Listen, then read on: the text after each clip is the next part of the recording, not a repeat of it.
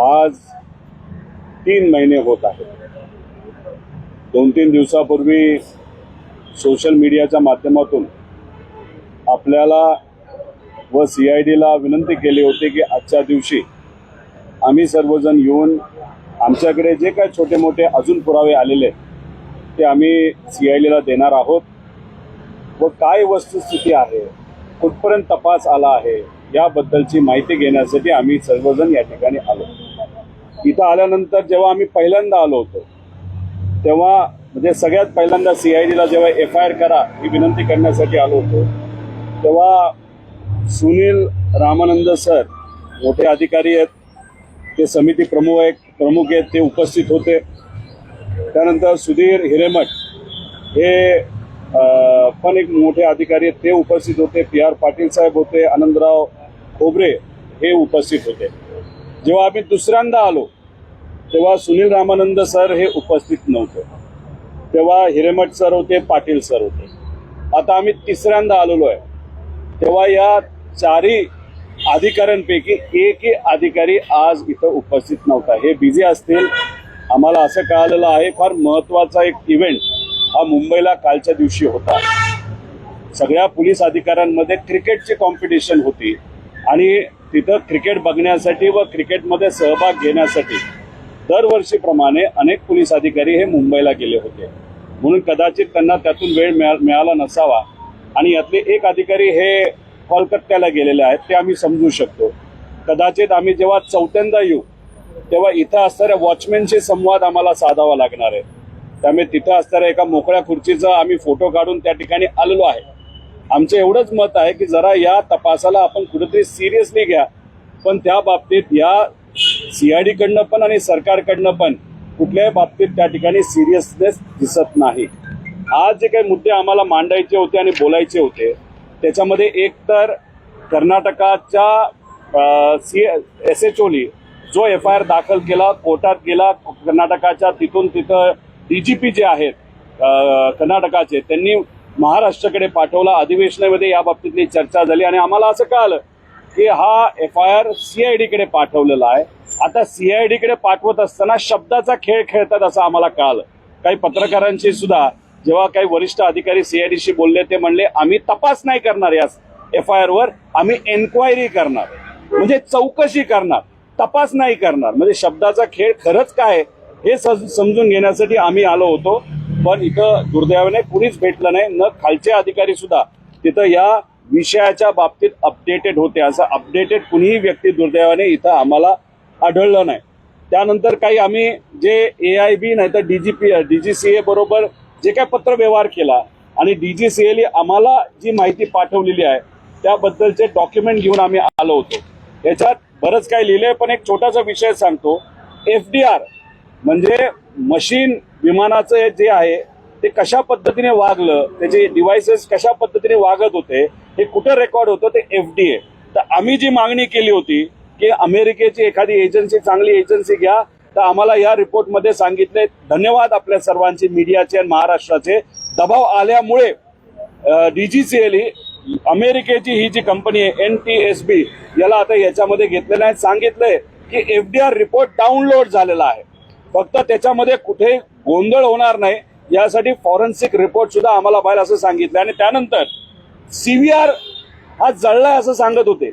आनंदाची बातमी आहे, तुम्ही सगळ्यांनी दबाव वाढवला, महाराष्ट्रात तमाम जनतेने दबाव वाढवला आणि CVR जो जळला असं ते म्हणत होते। आता त्यांनी सांगितलंय CVRची सगळी माहिती ही तिथं आता डाउनलोड झालेली। पण शेवटची लाईन बघितली, त्यांनी सांगितलंय की हा सगळा तपास हा आम्ही क्रिमिनल अँगलनी करत नाही, पण उद्या जाऊन कोणाचा ऍक्सिडेंट होऊ नये या अनुषंगाने करतोय। असे सगळे डॉक्युमेंट तिथं दिलेले आहेत। सगळ्यात महत्वाचं असं आहे की खराताचा जो अँगल आहे तो अजूनपर्यंत CIDने हा हाती घेतला नव्हता, त्यामुळे तोही हाती घ्यावा अशी विनंती करण्यासाठी मी आलेलो आहे। आता याच्यामध्ये एक फोटो तुम्हाला दाखवतो। हा आहे अजितदादांचं काटेवाडीचं घर, ही ती विहीर आहे, त्याच्याजवळ एक कोणाची तरी शेती आहे। त्या शेतीला हे एक बकरी मारून आणि पूजा करून हे 28 तारखेच्या आधीच तिथं टांगली होती। आता फक्त हाडं आणि काही थोड्या प्रमाणात मांस हे तिथं आहे। आम्हाला जी माहिती कळालेली आहे आणि त्याबद्दलचं आम्ही नमूद केलेलं आहे बारामतीचा एक छोटा कुठला तरी नेता आहे जो खराताच्या सातत्याने संपर्कात होता आणि अजितदादांच्या जे काही पक्षातले प्रमुख जे नेते आहेत जे खराताच्या संपर्कात होते त्या लोकांबरोबर काही आर्थिक संबंध या छोट्या नेत्याचे आहेत. काटेवाडी हे जे घर आहे त्या घराचे जे काही आपल्याला पगार द्यावे लागतात, पेमेंट करावे लागतात, त्याच्यामध्ये हा छोटा नेता कुठेतरी इन्व्हॉल्ड आहे असं आम्हाला कळतंय. आणि ह्या सगळ्या पूजा एक काटेवाडीच्या घराच्या बाहेरची आणि तिथं सहयोग नावाचं घर आहे त्याच्या बाहेरची पूजा या छोट्या नेत्याच्या माध्यमातून केली असं आम्हाला कळतंय. आम्ही काळ्या जादूवर विश्वास ठेवत नाही, आम्ही भोंदूगिरीवर विश्वास ठेवत नाही, पण या मागचा हेतू काय होता? दादांच्या तिन्ही घराबाहेर म्हणजे एक काटेवाडीचं घर, बारामतीचं घर आणि देवगिरी बंगला या तिन्ही घराच्या बाहेर अशा प्रकारच्या पूजा का झाल्या? मग खराताच्या अकाउंटमध्ये 27, 28 आणि 29 जानेवारीला उलाढाल का वाढली? आणि मग त्याच्याच बरोबर एक कुणीतरी व्यक्ती शेतकरी जेव्हा खराताला 27 का 26 जानेवारीला भेटला होता तेव्हा पवार परिवाराच्या प्रेमापोटी त्या शेतकऱ्याला पवार परिवाराबद्दल सगळं नीट होईल का असं विचारल्यानंतर खराताली त्या एका साध्या शेतकऱ्याला ते सुद्धा द्राक्षाच्या शेतकऱ्याला असं सांगितलं असं आम्हाला कळालंय की पुढच्या काही दिवसामध्ये पवार परिवारावर फार मोठा आघात नाही तर अडचण होऊ शकते. हे सगळं जे आहे याच्यात पण इन्व्हेस्टिगेशन सीआयडीने करावं असं आम्ही इथे असणाऱ्या अधिकाऱ्यांना म्हणजे खुर्चीला तिथं खरं तर सांगितलेलं आहे. इथं मोकळी खुर्ची जी होती त्याला आम्ही विनंती केलेली आहे, पण आमचं डॉक्युमेंट इन्व्हर्ट झालेलं 140 कलमाच्या अंतर्गत माझं जे काही स्टेटमेंट आहे आणि मग मी सहज गप्पा मारत असताना नाहीतर इतरही सोर्सेसच्या माध्यमातून माहिती केली. मी 4 वेळा आलोय, 3 वेळा आलोय. व्हीके सिंग किती वेळा आणलं गेलं त्याला? एकदा. रोहित सिंग किती वेळा आला? एकदा सुद्धा आला नाही. मग सीआयडी खरंच काय करते याचा खऱ्या अर्थाने अभ्यास करण्याची त्या ठिकाणी जरूरत आहे असं मला तरी वाटतं. त्यामुळे आम्ही कष्ट करून जो FIR आणला त्याच्यावर फक्त तिथं कुठेतरी एन्क्वायरी केली जाणार आहे, इन्व्हेस्टिगेशन केलं जाणार नाही असं दुर्दैवाने त्या ठिकाणी आम्हाला कळतंय. अजून कोणाचं काय आहे तुम्ही फार ते गंभीर आरोप केलाय. एक तर DGCIने ती एजन्सी जी नेमली तेवढं जरा पुन्हा खुलासेवर सांगा. ती एजन्सी कुठली आहे, नेमकं ते काय काम करेल हा एक भाग. आणि दुसरं काटेवाडीचा बकरा जो टांगलाय बाहेर छोटा नेता आहे नेमका काय पार्श्वभूमी त्या छोट्या नेत्याची कोण आहे? राजकीय नेता आहे, बारामतीचा आहे, छोटा नेता आहे असं आम्हाला कळालंय. जो खराताच्या संपर्कात होता, खराताकडे जाऊन पूजा सुद्धा करत होता आणि दादांचे जे काही नेते जे कुणी खराताच्या संपर्कात होते त्या नेत्यांबरोबर आर्थिक व्यवहार त्या छोट्या नेत्याचे असतील असं आम्हाला त्या ठिकाणी कळतंय. आता आम्हाला जेवढी माहिती कळाली आम्ही सांगितलं. आता इन्व्हेस्टिगेशन पोलिसांनी करावं ना, पण पोलिस तोंड बघून जर इन्व्हेस्टिगेशन करत असेल, सत्ता बघून आणि पार्टी बघून इन्व्हेस्टिगेशन आणि FIR करत असेल तर खरंच दुर्दैवाने एवढे चांगले अधिकारी पोलीस विभागात असताना, कॉन्स्टेबल पासून सर्वच पोलीस विभागाचा आम्हाला आदर असताना ठराविक 4-5% लोकांमुळे दबाव घेतल्यामुळे जे पोलिसांचं नाव आज या महाराष्ट्रामध्ये खराब होतंय ते अतिशय दुर्दैवी गोष्ट असं आम्हाला म्हणावं लागेल. छोटा नेता कोणत्या पक्षाचा आहे नेमका?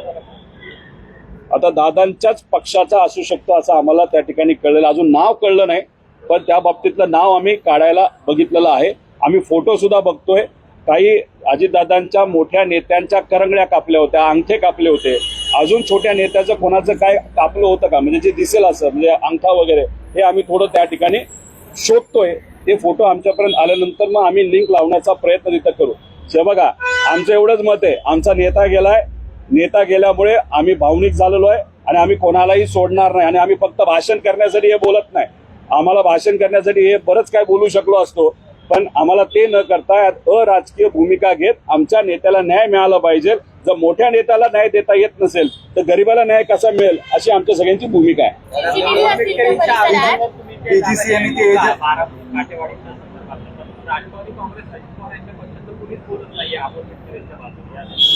माझं तर एकच मत आहे की आता MLC देण्याची वेळ आलेली आहे.